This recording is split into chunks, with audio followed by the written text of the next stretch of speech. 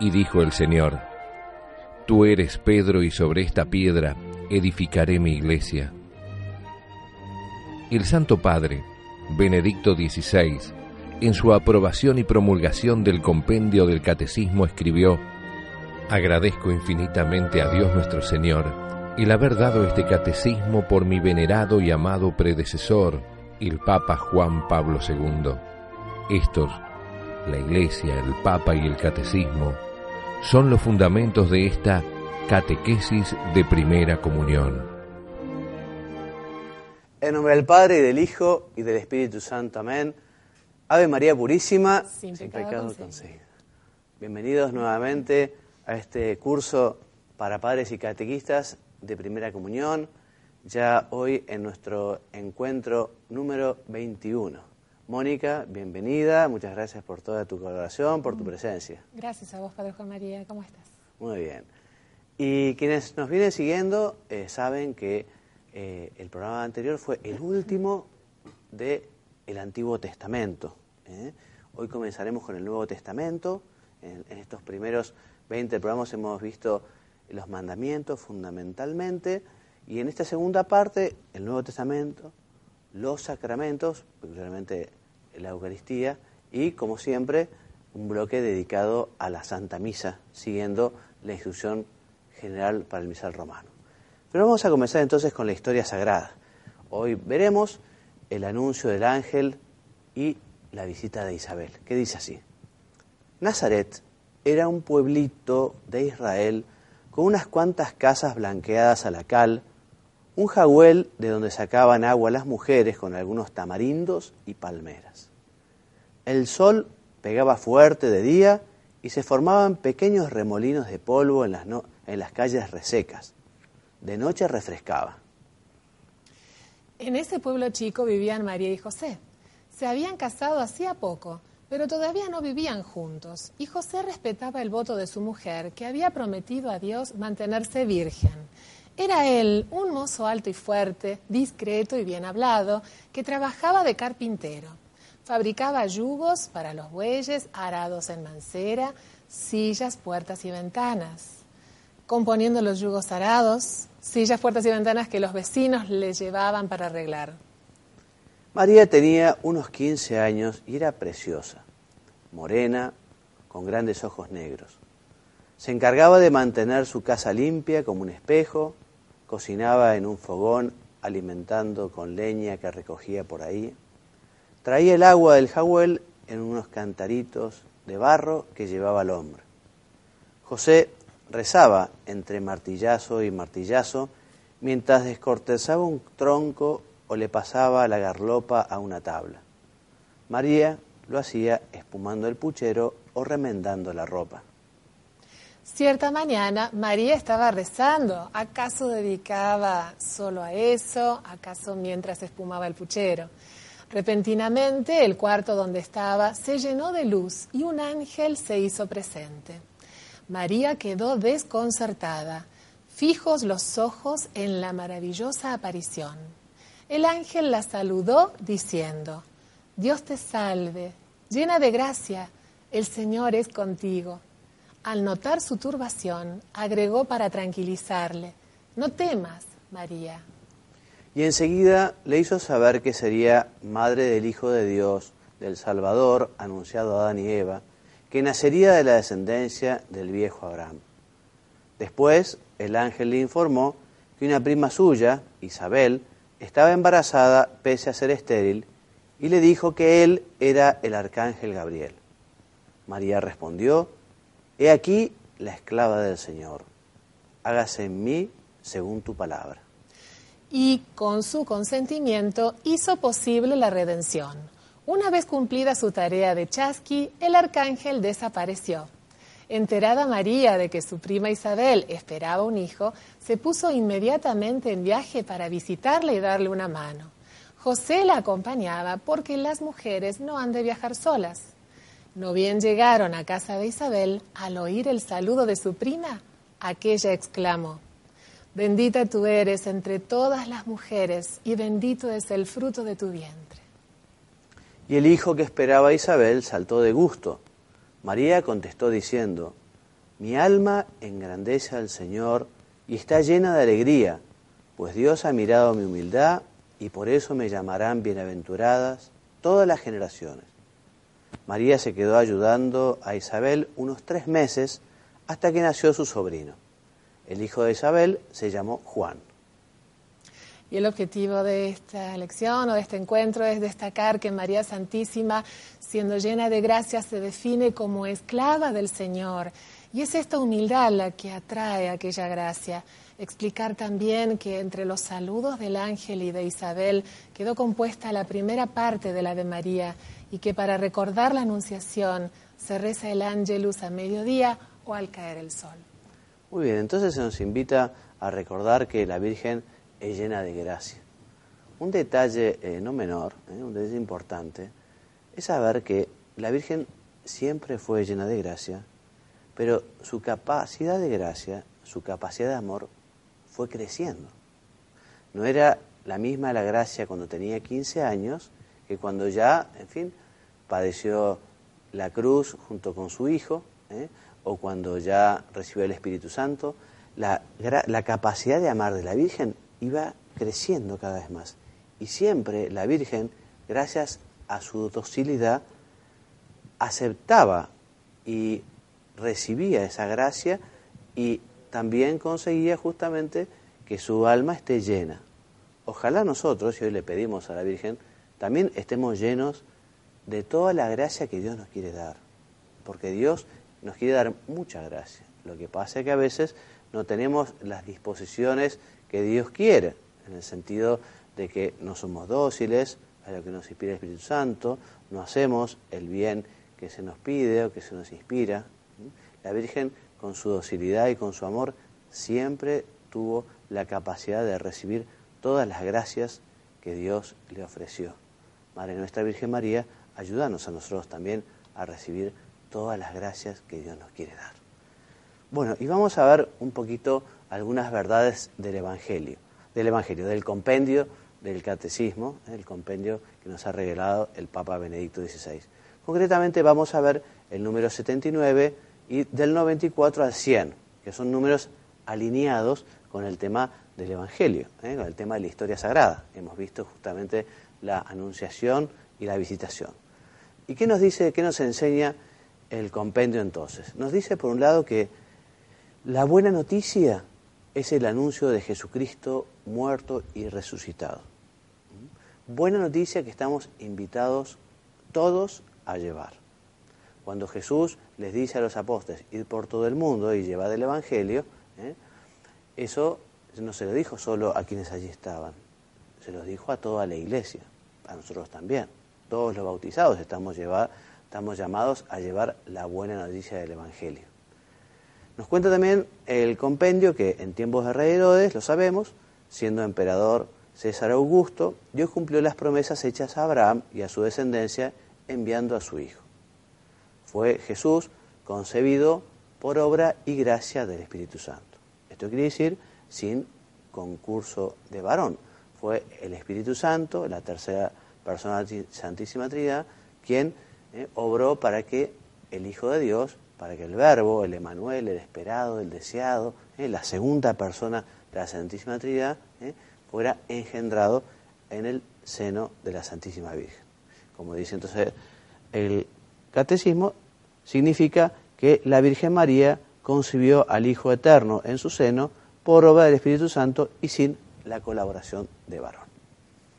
Entonces el Espíritu Santo vendrá sobre ti, le explicó el ángel Gabriel a la Santísima Virgen. Por eso nosotros sabemos y decimos que la Virgen es verdaderamente la Madre de Dios, porque ella concibió al Hijo de Dios. ¿Y qué es lo que sigue explicando el compendio, Mónica? Dice, en efecto, aquel que fue concebido por obra del Espíritu Santo y fue verdaderamente hijo suyo, es el Hijo Eterno de Dios Padre, es Dios mismo.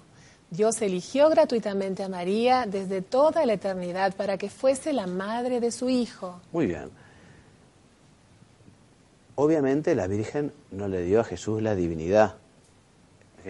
La Virgen le dio justamente la humanidad y Dios, digamos, en esa humanidad hizo tomar esa humanidad para que, por la unión hipostática, en términos teológicos, estuviera esa unión, ¿no? Que en la persona del Verbo, ¿no? Hubiese dos naturalezas, la naturaleza humana y la naturaleza divina. Que Jesús fuera verdadero Dios y verdadero hombre. Entonces, esto es un verdadero misterio, que lo conocemos justamente porque Dios nos lo ha revelado. El padre Jorge Loring, en su libro Para Salvarte, explica y dice que la madre de un intendente municipal, por ejemplo, no es que le haya dado la intendencia la consiguió porque hubo una elección, votaron los ciudadanos y todos lo eligieron. Pero ella es la madre del intendente porque aquel es su hijo, ¿no? Entonces, la Virgen no le dio la divinidad, pero Jesús es su hijo y Jesús es Dios y por lo tanto la Virgen es la madre de Dios. También enseña la Iglesia que para cumplir esta misión fue concebida inmaculada. Cuando nosotros saludamos y decimos Ave María Purísima, respondemos sin pecado concebida, porque es la Virgen la que fue concebida sin pecado en el seno de su madre, Santa Ana. Entonces, Mónica. Por la gracia de Dios y en previsión de los méritos de Jesucristo, María fue preservada del pecado original desde el primer instante de su concepción. Por la gracia de Dios, María permaneció inmune de todo pecado personal durante toda su existencia. O sea que la Virgen es sin pecado, no tuvo pecado original y nunca le dio la espalda a Dios, nunca desobedeció a Dios, nunca cometió ningún pecado venial. Era perfectamente libre, pero siempre optó por hacer el bien. Hemos dicho entonces que la Virgen es la llena de gracia, la toda santa, porque ella da libremente su consentimiento por obediencia de la fe. María se ofrece totalmente a la persona y a la obra de Jesús, y al ser llena de gracia, al haber aprovechado todo lo que Dios le quiso dar, ella es la persona más santa que existe y que existirá. Por eso algunos dicen que la Virgen es la obra maestra de Dios. En un cuento muy lindo que habla sobre el pesebre, dice que Dios, al hacer la creación, hacer los cielos, las montañas, el universo, se inspiró en la belleza de la Virgen. Porque efectivamente la belleza de la Virgen, tanto física como espiritual, es la obra maestra de Dios. Lo que mejor ha salido de Dios es la Virgen María. Bueno, se enseña también la Iglesia que María fue siempre virgen. Fue siempre virgen. Fue virgen al concebir a su hijo, virgen al parir, virgen durante el embarazo, siempre virgen, también después del parto nos enseña la Iglesia, nos enseña San Agustín. ¿Y qué pasa, Mónica, cuando los evangelios nos hablan de los hermanos de Jesús? Cuando los evangelios hablan de hermanos y hermanas de Jesús, se refieren a parientes próximos de Jesús, según una expresión empleada en la Sagrada Escritura. Y tanto en el Antiguo como en el Nuevo Testamento se habla de hermanos a la relación que hay entre tíos y sobrinos, entre primos hermanos, siempre son los parientes. Y hay muchísimos ejemplos en la Sagrada Escritura que se llama fulano, que era hermano de Mengano, y en realidad a ciencia cierta se sabían que eran primos o era uno sobrino o tío. Son parientes. María tuvo un único hijo que es Jesús, pero en él su maternidad espiritual se extiende a todos los hombres que Jesús vino a salvar, porque además Jesús se lo pidió al pie de la cruz, cuando está allí con San Juan y con aquellas buenas mujeres, cuando le dice, he aquí a tu hijo, San Juan estaba representando a toda la humanidad. Por eso la Virgen es la nueva Eva, la verdadera madre de los vivientes, que coopera con amor de madre al nacimiento y a la formación de todos en orden a la gracia. Tenemos que estar muy agradecidos con nuestra madre, porque nos quiere mucho más de lo que nos imaginamos. Nos ha concedido de Dios muchísimas más gracias y favores de las que nos podemos también imaginar. Por eso agradezcamos a ella lo mucho que nos quiere, lo cerca que está, lo mucho que nos ayuda. Muy bien. En pocas palabras, Mónica, ¿qué nos vas a contar hoy con tu experiencia de catequista y madre? Sí, con muchísimo gusto. Mira, tengo ganas de compartir con todos ustedes unas recomendaciones que nos acerca el padre Eliezer Salesman Y está bien escrito, lleva esas tildes. Él es un sacerdote salesiano colombiano, es profesor de historia, es un gran pedagogo, muy experimentado en oratoria y en catequesis. Y nos da 5 sugerencias que todo catequista tenemos que tener muy presentes. El primero, preparación física. ¿Qué significa esto? Hacer ejercicios de respiración cuando estamos yendo camino al lugar en donde se va a llevar a cabo el encuentro. ¿Cómo? Bueno, sabemos que por la respiración, por un ejercicio muy simple, como puede ser inhalación profunda por la nariz, exhalación suave por la boca, distendemos, eliminamos tensiones. Eso es muy importante para todo catequista. Preparación emocional previo también al encuentro. ¿Qué significa esto? Él dice, sean humanos, respeten la dignidad tanto propia como ajena. Cristo murió por cada uno de los catequizandos también. Ellos pueden llegar a ser muy importantes en la iglesia. ¿A qué se refiere el padre Eliezer? Él dice esto porque para que tengamos presente los catequistas, que catequistas y catequizandos estamos todos en un mismo plano frente a Dios, somos amados por igual. No somos más amados los catequistas que los catequizandos, de ninguna manera. Entonces, a eso él se refiere, ¿no? Si pasamos al tercer... Me parece que... ¡Opa! ¿Qué pasó? Me faltó una. Faltó. Bueno, se los vamos entonces a traer para la próxima semana, pero lo que él dice también es que tratemos de prepararnos para cada encuentro, leyendo, buscando información, realmente siendo conscientes que hay 2 palabras que forman un binomio muy importante para todo catequista y es interés más entusiasmo. Si nosotros estamos entusiasmados haciendo lo que estamos haciendo, es decir, catequizando, buscando información, preparándonos para este momento, para cuando llega el encuentro, no solo con los catequizandos, también en el encuentro de catequistas, ese entusiasmo es contagioso y es muy importante. Y ahí lo encontramos, la empatía también. Eso no me hubiera gustado olvidarme. Él dice, cuando ustedes preparan un encuentro de catequistas, fíjense si el mensaje que ustedes están preparando es el que ustedes quisieran recibir si estuvieran en ese encuentro como catequizandos. Eso es un detalle muy, muy importante, un ejercicio fundamental. Y bueno, y termina diciendo, buscar siempre el mayor bien para los catequizandos. No dejemos de preguntarnos qué quiere Dios que nosotros les compartamos al grupo que Dios nos presta para catequizar, para que ellos terminen amando más a Dios, siendo más santos, saliendo mejores y más felices del encuentro. Gracias, Padre Juan María. Obviamente, el Padre también da por supuesto que uno reza muchísimo por sus catequizandos, ¿no? Que reza por ellos y también que le pide luces al Espíritu Santo para que lo ilumine a uno, ¿no? Pero todos estos detalles que es bueno tenerlos en cuenta. Por eso es muy buena que esta experiencia que nos transmitís, porque a veces hay personas que dan catequesis porque no hay otra persona. Entonces, o da esa persona en la parroquia o no hay nadie, ¿no?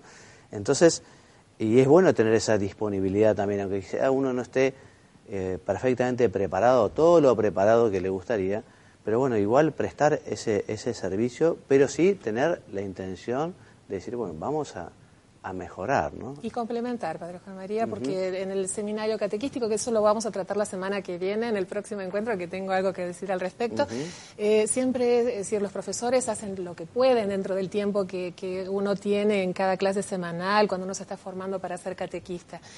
De nosotros depende el informarnos, el buscar libros que nos ayuden en la parte humana del catequista, Eso es muy importante. Bien. Gracias. No, de nada. Bueno, y continuando con la misa, ¿no? Estamos hablando de la misa con participación del pueblo y concretamente llegamos al momento de la liturgia de la palabra.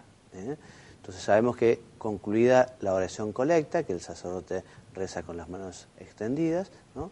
Todos se sientan y el sacerdote, con unas brevísimas palabras, puede introducir a los fieles en la liturgia de la palabra. El lector se dirigirá hacia el ambón con el leccionario, aquí tenemos una foto de un leccionario que allí se colocó antes de la misa y proclama la primera lectura que todos escuchan atentamente, ¿no? Al final el lector profiere la aclamación palabra de Dios y todos responden demos gracias a Dios, o te alabamos Señor. Entonces, según las circunstancias, se pueden guardar un breve momento de silencio para que todos mediten brevemente lo escuchado. Luego el salmo, Si hay un salmista, mejor, o el mismo lector prefiere los versículos del Salmo y el pueblo, como costumbre, dice la respuesta. El Salmo, sabemos, se puede cantar mucho mejor que rezarlo, ¿no? Y cuando se canta, se reza 2 veces, ¿no? Y ahí realmente son preciosos los salmos cantados, ¿no? Bueno, si hay una segunda lectura hay siempre los días domingo y los días de fiesta, entonces el lector proclamará la segunda lectura desde el ambón. Todos escuchan y al final responden la aclamación como se indica más arriba. Y después, según las circunstancias, también se puede guardar un espacio de silencio. Esos espacios de silencio realmente son muy impresionantes, ¿no? A mí los tiempos de silencio de la misa del Papa Juan Pablo II me parecían de una intensidad, de una densidad. Uno lo miraba al Papa, ¿no?, que después del Evangelio o después de la comunión, ¿no?, en silencio, rezando, cuánto ayuda, ¿no? Cuánto ayuda. Uno corre todo el día, pero en la misa tratemos de no correr, tratemos de rezar. Obviamente no quiere decir que la misa tenga que durar siglos, ni mucho menos. Tiene que ser algo ágil, ¿no? Y tiene que ser, porque también quitaría la piedad. Pero tratemos de conseguir calma. Eso que se decía para los catequistas, quizás lo de hacer respiración, ¿no? Y llegar para la misa, ¿no? Tratar de llegar con tiempo, tratar de llegar tranquilos, tratar de rezar despacio. Muy bien. Entonces se canta el aleluya, otro canto del sacerdote, y si hay incenciación, inciensa si hay un evangelario, el evangelario, si no, el leccionario normal, ¿no? Muy bien, el ambón, el sacerdote abre el libro y con las manos juntas dice: el Señor esté con ustedes, y el pueblo responde: y con tu espíritu. Y luego el evangelio según Jesucristo, según San Juan, según San Mateo, según San Lucas, según San... Bien. Entonces, signado con el dedo pulgar el libro y asimismo en la frente, en la boca y en el pecho, lo cual hacen también los demás, el pueblo aclama diciendo: gloria a ti, Señor. Si hay incensación, el sacerdote inciensa el libro. Muy bien, y así prosigue. Entonces, el sacerdote de pie, desde la sede o desde el ambón, o según las circunstancias en otro lugar apropiado, hace la homilía, que siempre será una reflexión sobre los textos litúrgicos, habitualmente sobre el Evangelio, pero puede ser sobre las lecturas, puede ser sobre la vida del santo o la fiesta que toca allí, ¿no? Luego se reza el credo, el símbolo, se reza o se canta. En algunas fiestas, cuando llegamos al momento de decir que fue concebido por gracia del Espíritu Santo, el Señor, en algunos momentos nos arrodillamos, hacemos una genuflexión con la rodilla derecha, como para manifestar especialmente nuestra veneración, ¿no? Bien, dicho el símbolo, el sacerdote de pie desde la sede, con las manos juntas, invita a los fieles con una breve monición a la oración universal, las oraciones en las que repetimos todos: te lo pedimos, Señor, que rezamos por la Iglesia, por el Papa, por las autoridades civiles, por las intenciones que se hayan predispuesto. Muy bien. Y ahora comenzamos con la última parte del compendio. Vamos a hablar de la oración del Padre Nuestro. Como nos quedan pocos minutos, diremos rápidamente lo que nos toca, pero todos sabemos que la oración del Padre Nuestro es la oración del Señor, es la oración que nos dejó Jesucristo cuando le pidieron, ¿no? Y le dijeron: bueno, enséñanos a orar, ¿no? Y Jesucristo nos enseña el Evangelio. Habitualmente la tradición iglesia reza siempre el texto de San Mateo. ¿Qué nos dice Tertuliano y qué nos dice Santo Tomás Mónica sobre el Padre Nuestro? Dice, Tertuliano enseñó que el Padre Nuestro es el resumen de todo el Evangelio. Santo Tomás de Aquino afirmó que es la más perfecta de todas las oraciones. Muy bien, está situado, como saben, en el centro del Sermón de la Montaña y recoge en forma de oración el contenido esencial del Evangelio. Al Padre Nuestro se lo llama también oración dominical porque es la oración del Señor, como Jesús nos la enseñó. Bien, es, Mónica, la oración por excelencia. La oración por excelencia de la Iglesia. El Padre Nuestro es entregado en el bautismo. Exacto. Para manifestar el nacimiento nuevo a la vida divina de los hijos de Dios. La Eucaristía revela el sentido pleno del Padre Nuestro. El Padre Nuestro es parte integrante de la liturgia de las horas. Podemos acercarnos al Padre con plena confianza porque Jesús nos introduce en la presencia del Padre y su Espíritu hace de nosotros hijos de Dios. Muy bien.